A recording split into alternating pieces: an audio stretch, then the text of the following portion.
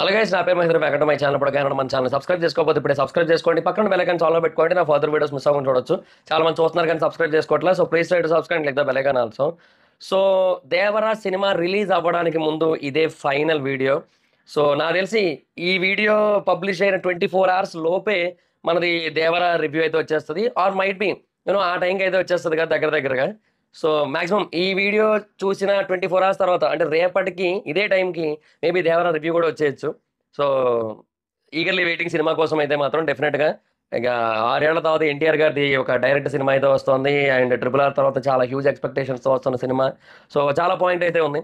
So అందుకే ఈ వీడియోలో ఏంటంటే ఈ దేవరా సినిమా మీద మనకి ఎటువంటి ఎక్స్పెక్టేషన్స్ ఉన్నాయి, ఏ పాయింట్లో ఏ రకమైన ఎక్స్పెక్టేషన్స్ అయితే ఉన్నాయి, అవే ఈ వీడియోలో మనం కొంచెం డీటెయిల్గా డిస్కస్ చేయబోతున్నాం. సో ఇంకేంత video let's get into the video. First thing ఏంటంటే స్టోరీ. బేసిక్గా దేవరా స్టోరీ గురించి చాలా హ్యూజ్ ఎక్స్పెక్టేషన్స్ ఉన్నాయి. ఎందుకనో ఇది నార్మల్ సింపుల్ స్టోరీ లాగా అయితే అనిపించట్లేదు. డెఫినెట్గా కొంచెం కాంప్లికేటెడ్ స్టోరీ లాగా అనిపిస్తుంది. ఎందుకంటే దేవరా సముద్రం మీదకి వెళ్ళి 2 సంవత్సరాలు అవుతుంది అని చెప్తారు. సో 2 సంవత్సరాలు అవుతున్నట్టయితే యూనో అప్పుడు అంటే ఆ గ్యాప్లో తండ్రి కొడుకు అనే వేరియేషన్ చూపించడానికి అవ్వదు. సో అన్నదమ్ముళ్ళు అయి ఉండాలి. అండ్ ఇక్కడ పంతం పట్టిపోయి ఉండండి నీ కొడుకు అని అంటారు. సో అంటే ఏదో మొత్తం అంటే దేవర సముద్రం మీదకి అసలు ఎందుకు వెళ్ళాడు, అండ్ ఇక్కడ వర ఏం చేస్తున్నాడు, అండ్ వర ట్రైలర్ 1లో భయపడుతున్నాడు, ట్రైలర్ 2లోనే దుమ్ము లేపుతున్నాడు. సో ఏదో జరుగుతుంది మొత్తం అంతా. సో ఆ చేంజ్ ఓవర్ ఎలా జరిగింది, సముద్రం మీదకి వెళ్ళాలి అన్నారు. సో సముద్రం మీదకి యూనో బైరా ఎందుకు పంపుతున్నాడు వరాన్ని. సో దానికి రీజన్ ఏంటి, అసలు బైరా ఎవరి కొడుకు, లేదంటే బైరా అన్నా తమ్ముళ్ళ, అంటే ఇప్పుడు సైఫ్ అలీ ఖాన్ గారు 2 వెర్షన్లు ఉన్నాయి కదా. సో వాళ్ళ అన్నా తమ్ముళ్ళ ఏందో ఏం అర్థం కాకుండా ఉంది. సో ఇక్కడ ఒక పాయింట్ అయితే రివీల్ అయింది రీసెంట్గా ఒక ఇంటర్వ్యూలో. అదేంటంటే ఇక్కడ 4 ప్రాంతాలు 4 గ్రామాల పెద్దలో నలుగురికి సంబంధించిన స్టోరీ ఇదని చెప్పారనమాట. సో ఆ నలుగురిలో ఒకరు మేబీ శ్రీకాంత్ గారా, లేదంటే మొత్తం అంతా కూడా ఎన్టీఆర్ గారు సైఫ్ అలీ ఖాన్ గారు చుట్టే తిరుగుతుందా, అసలు ఏందో మొత్తం అంతా, అసలు ప్రకాష్ రాజ్ గారు ఎవరో, ఆయన ఇదంతా ఎందుకు చెప్తున్నారు. సో ఇవన్నీ కూడా తెలియాల్సిన అవసరం ఎంతైనా ఉంది. సో స్టోరీ అయితే మాత్రం డెఫినెట్గా చాలా కాంప్లికేటెడ్ అనిపిస్తోంది. సో నాకైతే మాత్రం స్టోరీ మీద డెఫినెట్గా చాలా మంచి ఎక్స్పెక్టేషన్స్ ఉన్నాయి. అంటే ఒక కమర్షియల్ సినిమా అయినప్పటికీ కూడా దానికి ఎట్లాంటి స్టోరీ కావాలో అలాంటి ఒక స్టోరీని పర్ఫెక్ట్గా అందించబోతున్నారు అనే కైండ్ ఆఫ్ ఫీలింగ్ అయితే ఉంది. సో డెఫినెట్గా స్టోరీ ఆస్పెక్ట్లో చాలా మంచి ఎక్స్పెక్టేషన్స్ అయితే ఉన్నాయి. తర్వాత రెండోది వచ్చి ఎన్టీఆర్ గారు ఎన్ని రోల్స్ చేస్తున్నారు. సో బేసిక్గా ఇక్కడ ఒక కన్ఫ్యూజన్ అయితే ఉంది. ఎన్టీఆర్ గారికి 2 రోల్సా 3 రోల్సా అని చెప్పి. సో ఎన్టీఆర్ గారికి 2 అని చెప్పి చెబుతున్నప్పటికీ కూడా ఎందుకో 3 ఉంటాయేమో అనే ఫీలింగ్ వస్తుంది. అంటే కొంతమంది చెప్తున్న థియరీ ఏంటంటే ఇద్దరు బ్రదర్స్ ఫాదర్ కూడా ఉన్నారు అని చెప్పి. సో దేవ వర వీళ్ళు ఇట్లా 3 క్యారెక్టర్స్ ఉన్నాయని చెప్పి ఒక పాయింట్ అయితే వినిపిస్తోంది. సో ఆ ఆస్పెక్ట్లో కూడా హ్యూజ్ ఎక్స్పెక్టేషన్స్ అయితే ఉన్నాయి. సో సముద్రం మీదకి వెళ్ళింది ఎవరు, అది పట్టుకున్నది ఎవరు, ఏమో ఏం తెలియట్లేదు మొత్తం అంతా కూడా. సో వర పిరికివాడిగా ఉన్నాడు కాస్త ధైర్యవంతుడు ఎలా అయ్యాడు, అండ్ దేవర మళ్ళీ తిరిగి వచ్చినట్టయితే ఎందుకు వచ్చాడు, ఇప్పుడు డోర్ ఓపెన్ చేసుకొని వచ్చిన సీన్ ఏదో తిరిగి వచ్చిన సీన్ లాగా అనిపిస్తుంది. తిరిగి వచ్చినట్టయితే ఎందుకు వచ్చాడు, ఇవన్నీ కూడా అర్థం కావాల్సిన అవసరం ఎంతైనా ఉంది కదా. సో డెఫినెట్గా ఎన్టీఆర్ గారు ఎన్ని రోల్స్ చేస్తారంటే తెలిస్తే దాన్ని బట్టే ఇదైతే అర్థమవుతుంది. సో అది పాయింట్. తర్వాత 2 ఎన్టీఆర్ గారి మాస్ సీన్స్. బేసిక్గా ఎన్టీఆర్ గారు is an extraordinary mass hero. మనం అరవింద సమేతాలో చూసాం కదా, స్టార్టింగ్ సీన్స్లో ఎన్టీఆర్ గారి మాస్ ఉంటుందయా, నెక్స్ట్ లెవెల్ ఉంటుంది నిజంగా. అసలు one of the greatest mass scene అని చెప్పొచ్చు. సో చాలా అంటే చాలా బాగుంటుంది. సో అట్లాంటి ఒక పర్సన్ని మళ్ళీ మనం మాస్ సినిమాలో చూడబోతున్నాం, ఒక కమర్షియల్ సినిమాలో. సో ఎన్టీఆర్ గారి మాస్ సీన్స్ ఎలా ఉండబోతున్నాయి అనేది చూడాలని అయితే మాత్రం హ్యూజ్ ఎక్స్పెక్టేషన్స్ అయితే ఉన్నాయి. సో డెఫినెట్గా ఎన్టీఆర్ గారు మాస్ సీన్స్లో యాక్ట్ చేస్తే అది కేవలం ఎన్టీఆర్ గారి ఫ్యాన్స్కి కాదు కదా, తెలుగు ఆడియన్స్ అందరికీ కూడా, మాస్ ఆడియన్స్ అందరికీ నచ్చుతుంది డెఫినెట్గా. సో ఆ ఆస్పెక్ట్లో డెఫినెట్గా కొంచెం ఎక్స్పెక్టేషన్స్ ఎక్కువే ఉంటాయి. సో ఎన్టీఆర్ గారిని ఎలా చూపించబోతున్నారు, ఎంత పర్ఫెక్ట్గా, ఎంత పవర్ఫుల్గా, ఎంత సాలిడ్గా చూపించబోతున్నారు అనేది we have to wait and watch అనమాట. సో ఆ పరంగా ఇంకొక ఎక్స్పెక్టేషన్ అయితే ఉంది. తర్వాత 4వది యాక్షన్ సీన్స్ పరంగా. బేసిక్గా ఇందులో మనకి చాలా రకాల యాక్షన్ సీన్స్ ఉన్నాయి. ఒకటి సెట్ అదే ఇప్పుడు ఒక దీపాలు అవన్నీ ఉండి మల్ల యుద్ధంలో అయితే కుస్తీ పోటీ టైప్ ఒకటి నడుస్తుంది కదా. సో అలాంటిది ఒకటి జరుగుతున్న చోట 2 యాక్షన్ సీక్వెన్స్ ఉన్నాయి. ఒకటి పెద్ద అంటే హెయిర్ స్టైల్ డిఫరెంట్గా ఉన్న ఎన్టీఆర్ గారికి, ఇంకోటి నార్మల్ ఎన్టీఆర్ గారికి 2 ఉన్నాయి. ఒకటి మనకి ట్రైలర్ 1లో చూపించారు, ఇంకో ట్రైలర్ 2లో చూపించారు. సో 2 యాక్షన్ సీక్వెన్స్ ఉన్నాయి ఆ ఒక చోటే. అండ్ షార్క్తో కూడా, అంటే షార్క్తో కాదు, షార్క్తో ఒకటే ఉంది కానీ నీటి లోపల 2 యాక్షన్ సీక్వెన్స్ ఉన్నట్టున్నాయి. ఒకటేమో వేరే ఎన్టీఆర్ గారితో, ఇంకొకటేమో ఈ ఎన్టీఆర్ గారితో. సో అట్లాగా 2 యాక్షన్ సీక్వెన్స్లో ఉన్న ఫీలింగ్ అయితే కలుగుతుంది ఆ ప్రకారంగా కనుక చూసినట్టయితే. అండ్ ఆ తర్వాత నీటి లోపల ఆ ఫైరింగ్లు, బ్లాస్టింగ్లు, అది నెక్స్ట్ లెవెల్ యాక్షన్ సీక్వెన్స్ అనిపిస్తుంది నాకైతే మాత్రం. సో దాని మీద ఎక్స్పెక్టేషన్స్ ఉన్నాయి. తర్వాత ఫస్ట్ గ్లిమ్స్ వదిలేరు. You know all hail the tiger అని చెప్పి ఒకటి వచ్చింది ఆ టైంలో. సో ఆ టైంలో ఎన్టీఆర్ గారిది ఒక యాక్షన్ సీక్వెన్స్ ఉంది. ఒక చిన్న ఐలాండ్ లాగా ఉంటుంది అనమాట. సో దాని మీద జరుగుతున్న యాక్షన్ సీక్వెన్స్ ఉంది. సో దాని విషయంలో కూడా ఎక్స్పెక్టేషన్స్ ఉన్నాయి మనకి. సెకండ్ ట్రైలర్లో కానీ వేరే వాటిలో కూడా చూపించారు మనకి. సో దాని మీద కూడా గట్టిగానే ఎక్స్పెక్టేషన్స్ ఉన్నాయి. సో యాక్షన్స్, ఆ షార్క్ సీక్వెన్స్ అది ఇంకా అరాచకం అసలు. ఆ షార్క్ సీక్వెన్స్ మీద చాలా హ్యూజ్ ఎక్స్పెక్టేషన్స్ ఉన్నాయి. సో ఒకటి కాదు రెండు కాదు, డెఫినెట్గా సినిమాలో యాక్షన్ సీన్స్ నెక్స్ట్ లెవెల్లో ఉండబోతున్నాయి అనిపిస్తుంది. అది ఇంకోటి ఆ షిప్పుల సీక్వెన్స్లో సైఫ్ అలీ ఖాన్ గారు వీళ్ళందరి మీద అంటే ఎవరు ఆ గవర్నమెంట్ అఫీషియల్స్ మీద అటాక్ చేస్తున్న టైంలో దేవరా రావడం కూడా చూపించారు మనకి. అది కాకుండా వాళ్ళిద్దరూ ఫైట్ చేయడం చూపించారు మనకి అక్కడ. అది కాకుండా దాని మీద ఏమో దొంగతనం లాంటివి కూడా చూపించే ప్రయత్నం చేస్తున్నారు. సో ఎటు చూసుకున్నా కూడా ఇక్కడ మల్టిపుల్ ఆస్పెక్ట్స్ కనబడుతున్నాయి నాకైతే మాత్రం. సో ఖచ్చితంగా ఆ పాయింట్లో చాలా హ్యూజ్ లెవెల్ ఎక్స్పెక్టేషన్స్ ఉన్నాయి. అంటే యాక్షన్ సీన్స్ పరంగా డెఫినెట్గా యాక్షన్ సీన్స్ అయితే మాత్రం నెక్స్ట్ లెవెల్ ఉండబోతున్నాయి అని అయితే అనిపిస్తుంది యాజ్ ఆఫ్ నో ట్రైలర్స్ అన్ని చూసిన తర్వాత.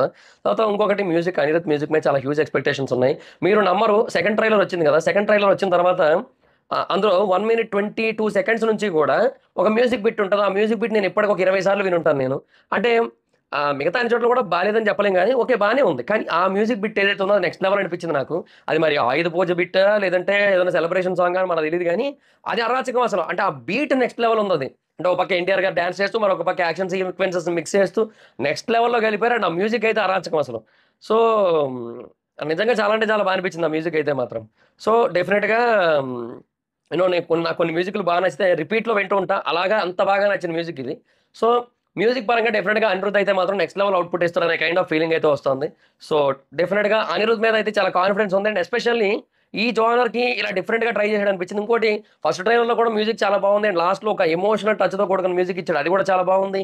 సో ఎటు చూసుకున్నా కూడా మ్యూజిక్ పరంగా కూడా చాలా హ్యూజ్ ఎక్స్పెక్టేషన్స్ ఉన్నాయి. అండ్ డెఫినెట్గా 100% ఎక్స్పెక్టేషన్ రీచ్ అవుతుందని నమ్మకం అయితే ఉంది అనిరుద్ మ్యూజిక్ మీద. అది ఇంకా తర్వాత interval bang and climax point. బేసిక్గా ఇంటర్వెల్ చాలా ఎక్స్ట్రాడనరీగా ఉండాల్సి ఉంటుంది. ఫస్ట్ హాఫే కొంచెం పెద్దది సెకండ్ హాఫ్తో కంపేర్ చేసుకున్నట్టయితే. First half 1 hour 31 minutes 32 minutes ఉంది. సో అది సెకండ్ హాఫ్ వచ్చి 1 hour 17 minutes 19 minutes ఉంది. సో కంపారిటివ్లీ ఇది కొంచెం సెకండ్ హాఫ్ అయితే తక్కువ ఉంది. సో ఫస్ట్ హాఫే చాలా ఎక్కువగా ఉంది కాబట్టి డెఫినెట్గా ఆ టైంకి ఏమంటారు అంటే ఆ ఇంటర్వల్ బ్యాంక్ చాలా పర్ఫెక్ట్గా ఉండాల్సి ఉంటుంది. సో సెకండ్ హాఫ్ మీద ఇంట్రెస్ట్ చాలా గట్టిగా క్రియేట్ చేయాల్సి ఉంటుంది కాబట్టి. ఒక నిమిషం ఆగండి, అది లెంత్ది అప్డేట్ ఒకటి వచ్చింది, అది ఎటో పోయింది. అది వాట్సాప్లో మెసేజ్ వచ్చింది నాకు, అది ఎటో పోయింది. అది 1 hour 31 minutes first half, 1 hour 19 minutes second half. So seconds కొంచెం అటు ఇటు ఉంటాయి. So 1 hour 31 minutes first half, 1 hour 19 minutes second half ఉంది కాబట్టి డెఫినెట్గా ఇంటర్వల్ బ్యాంక్ చాలా బాగా కావాల్సి ఉంటుంది. అప్పుడే సెకండ్ హాఫ్ మీద హ్యూజ్ ఎక్స్పెక్టేషన్స్ ఉంటాయి. సో అది ఎట్లా ఇస్తారనేది చూడాలి. అండ్ క్లైమాక్స్లో క్లిఫ్ హ్యాంగర్ అరాచకం ఉందని అయితే inside talk. So let's see, చూద్దాం ఎలా ఉంటుంది ఏంటనేది. సో ఆ క్లైమాక్స్ క్లిఫ్ హ్యాంగర్ని బట్టి మనకి సెకండ్ పార్ట్ దేవరా పార్ట్ 2 మీద ఇంట్రెస్ట్ ఉంటుంది, దేవరా 2 మీద. సో దానికి ఇంట్రెస్ట్ క్రియేట్ అవుతుంది కాబట్టి దానికి తగ్గట్టుగా కూడా క్లిఫ్ హ్యాంగర్ అయితే ఇవ్వాల్సి ఉంటుంది. సో అది కూడా చాలా అంటే చాలా ఇంపార్టెంట్ కదా. సో ఆ బేసిస్ మీద ఎట్లా ఇస్తారనే చూడాల్సి ఉంటుంది. సో అట్లాగా క్లైమాక్స్ మీద కూడా మంచి ఎక్స్పెక్టేషన్సే ఉన్నాయి. అండ్ తర్వాత ఇంకా ఫైనల్గా ఉన్న ఎక్స్పెక్టేషన్ అయితే కలెక్షన్స్ మీద. సో కలెక్షన్స్ ఎంతవరకు కొడుతుంది ఇప్పుడు RRR తర్వాత పాన్ ఇండియన్ హీరోగా ఎన్టీఆర్ గారు తీస్తున్న సినిమా, రిలీజ్ చేస్తున్న ఫస్ట్ సినిమా కదా. సో దీని కలెక్షన్స్ ఎంతవరకు వస్తాయి, ఎంతవరకు వచ్చినట్టయితే ఫర్దర్గా పార్ట్ 2కి ఆ ఇంపాక్ట్ ఉంటుంది, ఇవన్నీ ఉన్నాయి కదా. సో ఆ బేసిస్ మీద అనమాట. సో ఒక 100 crore నెట్ కనుక కొట్టగలిగినట్టయితే డెఫినెట్గా నెక్స్ట్ లెవెల్ అరాచకం ఉంటుందని చెప్పాలి. సో లెట్స్ సీ, చూద్దాం ఎలా ఉంటుంది ఏంటనేది.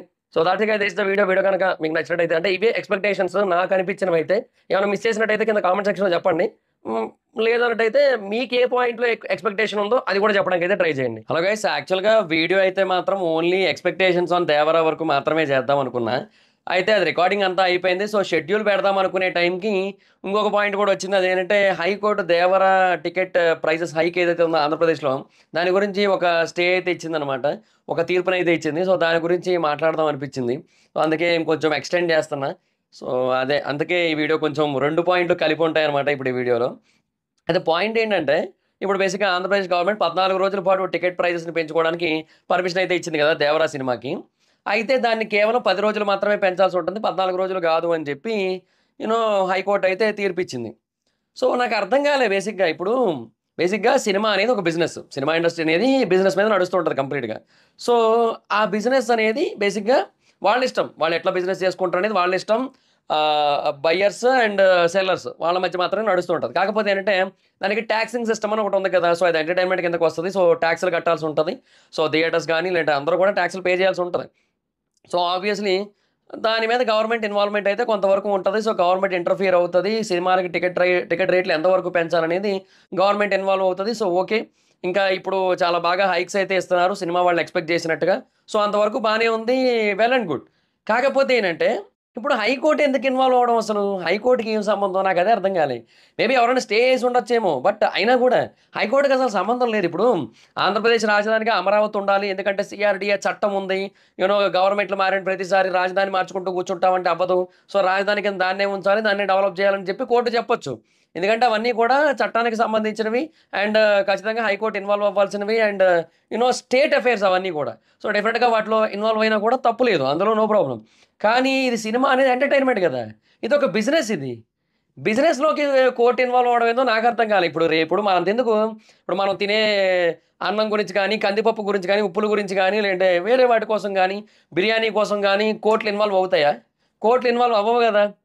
ఇప్పుడేంది చికెన్ బిర్యానీ అంటే కేవలం రూ. 120 మాత్రమే ఉంచాలని చెప్పి కోర్ట్ ఇన్వాల్వ్ అవ్వచ్చా? అవ్వకూడదు కదా! రూ. 100 ఉండాలని కోర్ట్ చెప్పచ్చా? చెప్పకూడదు కదా! అది వాళ్ళ ఇష్టం గదా అది. సో, అసలు ఇదేదో నాకర్థం కాలే. అసలు కోర్ట్ ఎందుకు ఇన్వాల్వ్ అవుతోందసలు? ఏందోనయ్య ఇదంతా గూడా. సో, ఎనీహౌ మొత్తానికైతే ఇదొక అన్నెసెసరీ, అన్‌వాంటెడ్ డెసిషన్ అనిపిచ్చింది నాకైతే మాత్రం.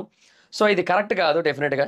సో, అది ఇంకా సినిమా అనేది ఒక బిజినెస్. సో, ప్రొడ్యూసర్‌లు వాళ్ళందరూ వాళ్ళ తగ్గట్టుగా చూసుకుంటారు. అండ్ ఈ ప్రైస్ హైక్స్, ఈ టికెట్స్ వీటిని బట్టే బడ్జెట్ అనేది పెరుగుతుంటుంది. బడ్జెట్ అనేది మారుతూ ఉంటుంది. సో, అవన్నీ గూడా ఉంటాయి. సో, సినిమాలో మనకి ఎక్స్‌ట్రార్డినరీ కంటెంట్స్ అనేవి రావడం ఎక్కువవుతూ ఉంటుంది.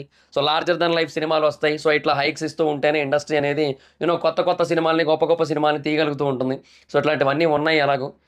ఇంకా అది సిట్యుయేషన్. సో, నాకేం అర్థం కాలే అసలు. కోర్ట్ ఎందుకు ఇన్వాల్వ్ అయిందనిపించింది నాకైతే మాత్రం నిజంగా ఒక క్షణం.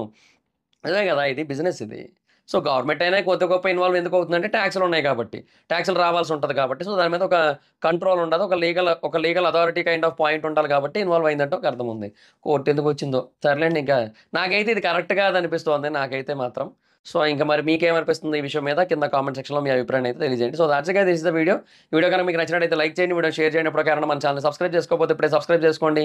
పక్కన బెల్ ఐకాన్ ఆల్‌లో పెట్టుకోండి. నా ఫర్దర్ వీడియోస్ మిస్ అవ్వకుండా చూడొచ్చు. చాలా మంది చూస్తున్నారు కానీ సబ్స్క్రైబ్ చేసుకోవట్లే. So, please try to subscribe, click the bell icon also. నా ఇన్‌స్టాగ్రామ్ ఐడీ జబర్దస్త్ మైత్రం, అక్కడ కూడా వచ్చినట్టు ఫాలో అవ్వచ్చు. Thank you so much guys. Bye. Meet next video. Bye.